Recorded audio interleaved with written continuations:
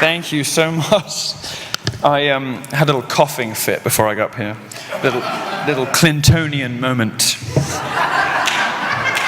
Came over all Hillary, which is more than Bill has been able to say for the last 20 years. Oh, it gets a lot worse than that, don't worry. Well, thank you very much. Thank you so much. It feels both correct and appropriate to win. If you were in any way involved in selecting this award, thank you for your good judgment and excellent taste.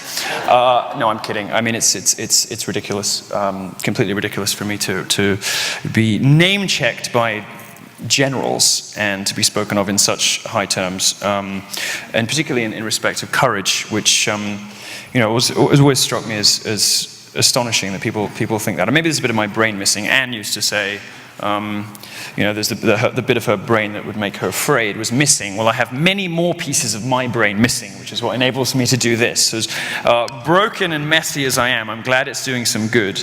I want to talk to you a little bit about what I'm doing on college campuses, why I think it matters, and how you can help. But first of all, just to say thank you so much. I'm not the kind of person that wins awards because I tell jokes like the one I started with and have a disgustingly foul mouth and I don't look like the kind of person you can invite home to your parents. Although mothers always love me, actually. They do. But no, this is the first thing of its kind, and it's that I've ever received. And it is, of course, completely fitting that somebody like David would be the one to issue it, because he's been on the front lines for decades, yet still has his finger precisely on the pulse of all of the most fabulous, mischievous, dissident hellraisers and mischief makers. I'm, of course, speaking about myself. And he's just that remarkable thing. He's somebody who has managed to keep his finger on the bleeding edge, right on the pulse, or whatever is happening after decades of public service. So thank you so much to David. You're really an extraordinary person. I'm very grateful to have met you. Thank you.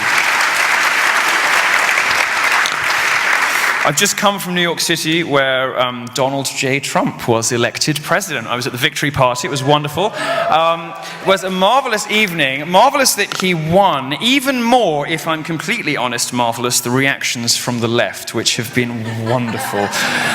Oh my goodness, the crying, the grizzling. It's been wonderful. As you see those pictures from the Hillary, well, she didn't even show up, of course, but from the Hillary victory party that never was. It was woo! Wonderful. Brexit, of course, was the same. I did think that it was a smart and decent thing for the UK to leave the European Union, to regain control of its borders, to wrest back control of its laws from unaccountable elite bureaucracies elsewhere. I thought it was an entirely sensible thing. Very, very good thing. But if I'm completely honest, my real motivation for supporting it was the front page of The Guardian the next day, which was the most beautiful thing I think I've ever seen. Wonderful, wonderful. Look, the reaction of these people is, of course, the hysterical, monstrous overreaction of the progressive left is where I live. It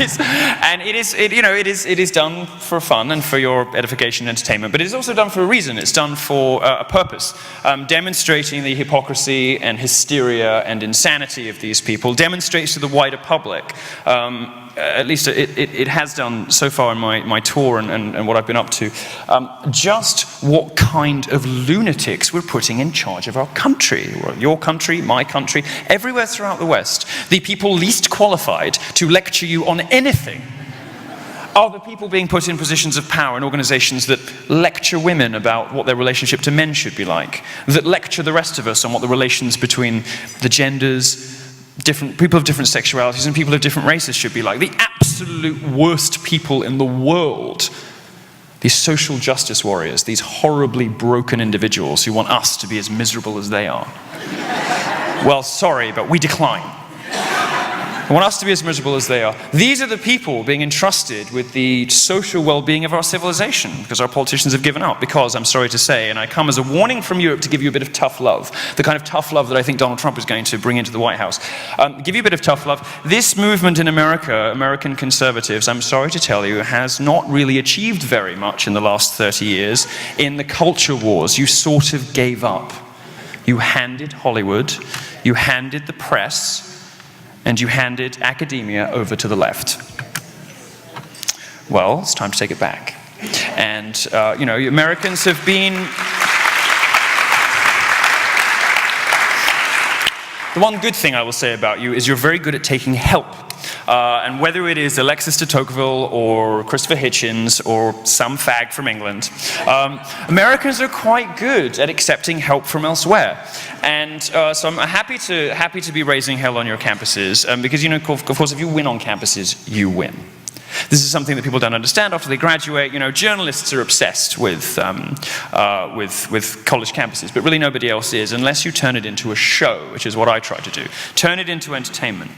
And when you do that, you reach everybody. Millions upon millions of people have seen the products of my wonderfully named Dangerous Faggot tour. And this does something. It achieves something. It produces a cultural, social result. Once you've started talking about politics, you've lost. Once you start talking about policy, it's all over. Andrew Breitbart, the founder of the site I work for, one of my personal heroes, understood instinctively, and I think said best and said perhaps first, that politics is downstream from culture. Once you're electing presidents, you've already lost. You need to win in Hollywood, you need to win in the academy, and you need to win in the press. And Donald Trump's election, I think, is an opportunity for you guys to take the power back. And I hope you take that opportunity. You can take... You can take that opportunity by paying attention to and giving awards to. No, I'm kidding. But support people like Tom and Ariana, these fearless new warriors that I'm very happy to have helped contribute to, to the creation of. These guys are going to be the future of this movement, and some of them you're going to consider a little gauche, and some of them you're going to consider a little foul-mouthed, and some of them you're going to consider, a little. Like Daddy, as I call Donald Trump. Like Daddy, you're going to consider some of them a little low, a little whatever. But, Tom and Ariana are examples, and Hunter Swagger is also here, who's a great viral phenomenon creator. These are examples of your future leading lights, people that you should be paying attention to now.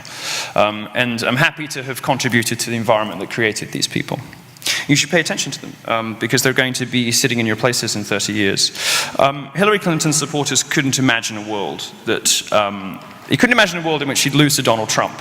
Look at it from their perspective. Although their candidate is obviously ill, completely out of touch with the real world, and a power-hungry 90s relic, she was surrounded by the institutions of power and staff who were curiously preoccupied with cheese pizza, as we learned from WikiLeaks, whatever that means. I don't know why anyone was surprised by those satanic ritual rumors, by the way. Is anyone else surprised by those satanic ritual rumors? Lesbianism and witchcraft go together like Donald Trump and winning. Is anyone surprised? Anyone surprised that the odious Hillary-Huma Aberdeen nexus was flavored by witchcraft? Come on, and we were all feigning surprise. Of course, under normal circumstances, I'd be open to allegations of hypocrisy, complaining about a same-sex loving, drug-addled megalomaniac with entitlement issues, terrible dress sense, surrounded by sycophants. But this is the presidency we're talking about. It's important. It's important. Now, look, the Democrats rigged their own primaries to get rid of Bernie Sanders. And we were laughed at for suggesting they might be willing to rig the general election. I mean, they'll do it in their primaries, but oh no, they'd never touch the election. Vast right-wing conspiracy, they called it. Well, fortunately, Donald Trump won by such a margin that it didn't matter. It was wonderful. They had all the parts in place. They had everything ready for them. They had the media, they had academia, they had everything. And then they deployed their secret weapon. They deployed the one thing they knew would destroy Donald Trump. They called him mean names. They called him racist. They called him sexist. They called him homophobic. They didn't get round to calling him transphobic, but I'm sure they thought he was transphobic. Actually, he said he was all right with the bathrooms. This is perhaps the only thing he's ever done wrong. This is a thing. This is a thing about dads, You know that they love you and that they have your best intentions at heart. You know that everything's going to be okay, but occasionally they do make you cringe. Donald Trump is that kind of dad. You heard earlier that he's the strong man from my colleague Sebastian. He's a strong man. that he's the alpha male. And I don't know why I coined that nickname Daddy. I think just because everybody is annoyed by it. Almost everyone hates it. But that is what America has done. And on college campuses where I live, there's been a shortage of alpha males for a while. I like to call myself the only remaining alpha homosexual.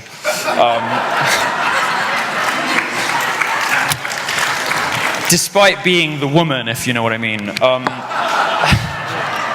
They told me nothing in this room was TMI, and I intend to test the limits of that claim.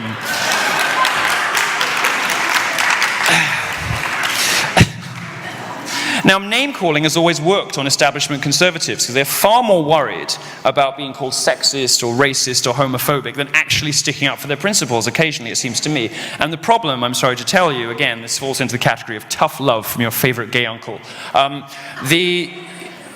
This falls under, I'm sorry to say, the category of courage. Now, people like Tom and Ariana and Hunter and all the other students that I've met on my travels, and my tour starts again 27th of November, 3-4 shows a week, different cities every night, and unlike these lazy lefty comedians, I do a different show every fucking night. It's not easy. It starts again 27th, Penn State, you'll like it. The students that I meet on these college campuses have extraordinary courage. And really this, you know, to the extent that I deserve any recognition at all, it is really only because I act as a sort of crucible, as a catalyst to activate what is already within them, but that they perhaps don't have the courage or the confidence to express. And it's very exciting to me to watch some of them pop up as Breitbart contributors, some of them pop up as contributors elsewhere, campus reform, whatever. Various different great places that are holding the power on campuses to account. I'm emboldening them. I'm creating an army of little Milos. As horrifying as that prospect will be to everybody. But this is, you know, this is how you do it. And the conservative movement, really everywhere in the world, has lacked for a very long time, I think, those people who will go out and inspire troops. And so to the extent that people think that I'm one of those, I'm grateful and thank you. Now, Donald Trump, Daddy, is not a coward. He's not a coward. The people who voted for him are not cowards. Can you imagine America, where voting for a candidate is an act of courage? Just voting in a democracy is an act of courage. Because voting for him could expose you to physical violence. We all know where the violence comes from these days. It doesn't come from the right. It doesn't come from libertarians. They're too spaced out. Rarely come down off the weed for long enough to start a fight. On the rare occasion they're sober, it's just to check in their Bitcoin balance. Perhaps to read The Intercept. No, it's the left, and we know from WikiLeaks that Hillary Clinton, of course, funds this stuff, and she's still doing it. You know, you'd think that after this long and this much experience faking hate crimes, that the left would be better at it. But no, today, this woman, oh, my hijab was pulled off and someone stole my wallet and called me a whatever. Yeah, 2 hours later, she made it all up. Some gay. Oh, I was beaten up, I got blood all down my face, I've been at the police station for 2 hours, police have to issue a statement, no such crime was recorded. And this repeats itself over and over and over again. The worst of it is when they use children. The worst of it is when they say that school children have been subjecting one another to racist abuse. Well, no. Some of them just like to chant "build the wall" now and again. Did you know that there was a school election that was cancelled by the school administrators? I think it was in New Jersey, because some of the kids wanted to vote for Trump. What did they think was going to happen? He's the most brilliantly fun cultural candidate for president since Buchanan, maybe ever, definitely ever. And some of the kids were excited by him because he's so... He is. And just because he's... Well, there we go. We have an internet reader. Because Trump inspires people and because he connects with people, and some people like to loftily call this populism, I just call it authenticity. He's sneered at not just by the progressive establishment, but sometimes by the conservative establishment too. That is a gigantic, colossal error in judgment.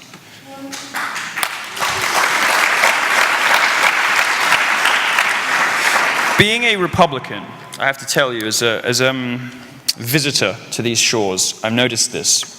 Being a Republican has been a bit like being gay 30 years ago, right up until this year. Well, if you think about it, if you don't stay in the closet, you get alienated from your parents, ejected from polite society, beaten up on the streets, you'll become a pariah. What's the difference? What's the difference? I've been called far worse names for being a conservative than I ever have for sucking dick, I can tell you that. Sorry. I told you I was going to test you. Some ladies at the back have already had enough. I've been called far worse names for believing in low taxation in a small state than for any of my deplorable nocturnal sexual proclivities. And until this year, until very recently, being Republican was a bit like being gay 30 years ago. That changed with the advent of Donald Trump. Suddenly, wearing a Make America Great Again hat became the ultimate act of defiance, of dissidence, of mischief, of subversion. I thought my fellow gays would appreciate these values. After all, it's what all the best gay culture is based on. But no, apparently not.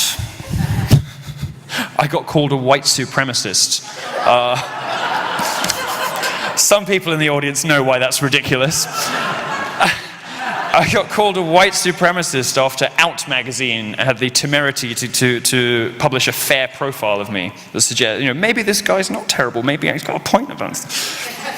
I was a white supremacist and an anti-Semite.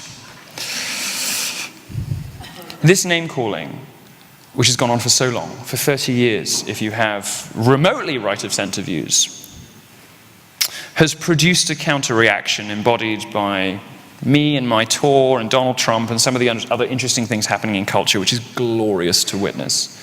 It's an act of subversion. It is an act of defiance to go out in one of those red hats. And after he won, on college campuses, I probably have I've certainly visited more college campuses for my sins. I live in a coffin, I live in this mobile coffin. You see my bus? I have this tour bus. I don't do it for fun, I do it because it has to be done. I could be at home draped in silk, surrounded by a Nigerian harem. I don't have to do this. But, here we go. She's there now. I'm probably the recipient of more campus tidbits than anybody else. And I heard, that the day after his election, I was there at the victory party in New York, by the way, it was fabulous. The day after his election, suddenly people were emboldened to wear their hats, the ones they've been silently keeping in their dorm rooms, around campus.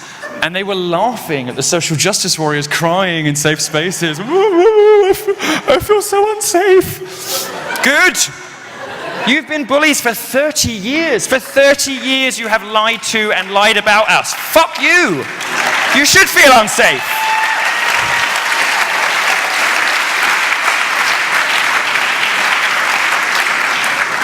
You should feel unsafe. If feeling unsafe means you might get contradicted once in a while. Somebody might have a different opinion. A black person, or a gay person, or a Jew, or a woman might not agree with you about something once in a while. Shock horror. If that's what feeling unsafe means, then I say let's bring all of the unsafeness to campuses we possibly can. And I'm doing everything I can to bring that about.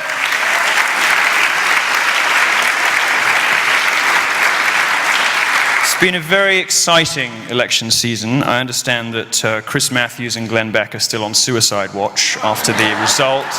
Very sad, very sad. Little Ben Shapiro also, but... It's all right, he'll come around, Somebody will write him a check soon.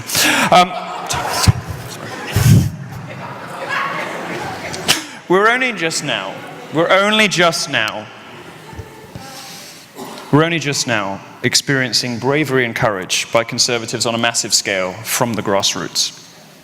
We're only just now starting to see what a powerful conservative counter-revolution might look like.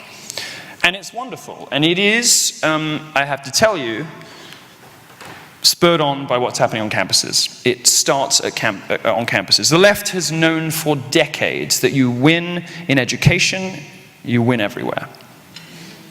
Well, it is time for conservatives to start winning in education. I'm very happy to be part of that revolution.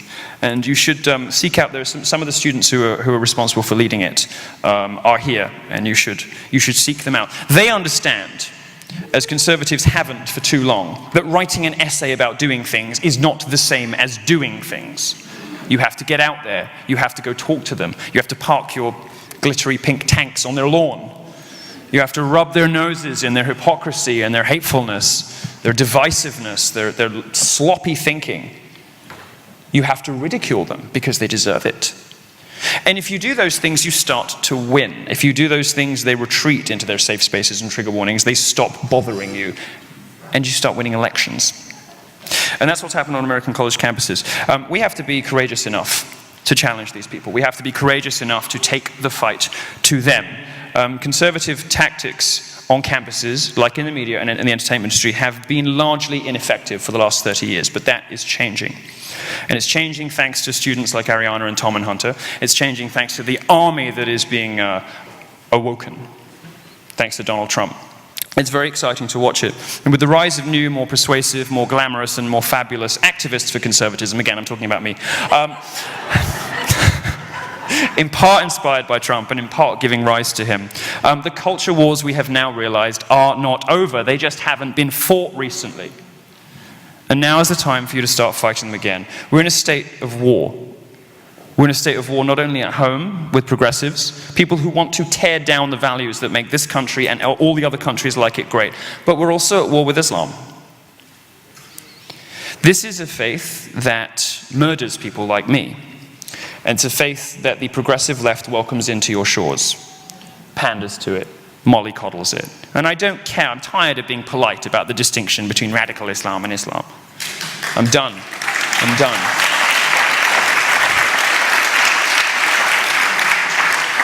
The politicians who pander to this stuff are not friends of women, not friends of blacks, not friends of gays, they're not friends of anyone. And it has to stop. And the only way it will stop is by electing people like Donald Trump into the White House, who will not pander to Islam. Not radical Islam, but Islam. He will not take vast checks from Saudi Arabia, as Hillary Clinton has done, and then pander to gays at home. It is disgusting. You know, the stupidest people in the world, have you ever seen in one of these Toronto, I mean, that sort of says it all, but one of these Toronto marches, have you ever seen a sign, Queers for Palestine?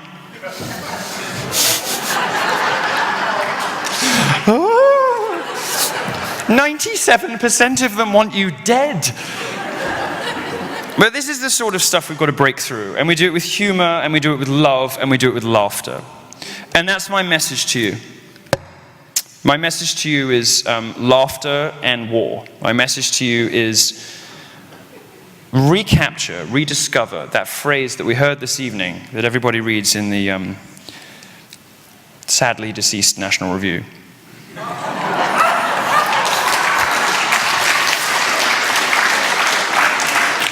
There is still something being published with that name, but the magazine is gone. Rediscover the phrase happy warrior. I am a very happy warrior, and the happier I get, the more I win. Thank you very much. Thank you so much, and thank you for this.